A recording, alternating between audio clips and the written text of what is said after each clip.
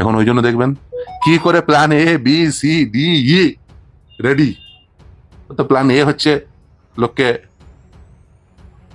বাজারে দালাল ছাড়ো দিয়ে টাকা তুলো, প্ল্যান বি হচ্ছে টাকা তুলে তাদের চাকরি দাও, প্ল্যান সি হচ্ছে আরো টাকা তুলো, যখন যা পারবে টাকা তোলো, প্ল্যান ডি হচ্ছে ধরা পড়ে গেলে মিথ্যা কথা বলো, প্ল্যান ই হচ্ছে ধরা পড়ে বাতিল হয়ে গেলে আবার টাকা তোলো।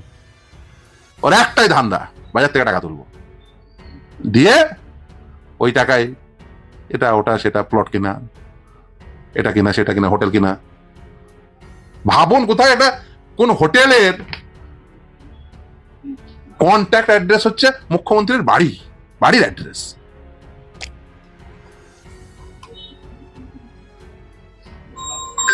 দু সালে মমতা ব্যানার্জি ক্ষমতায় আসার আগে মমতা ব্যানার্জির পরিবারের সকলের সম্পদের পরিমাণ কত, আর আজকে 2025 সালে পরিবারের হাতে সম্পদ কত?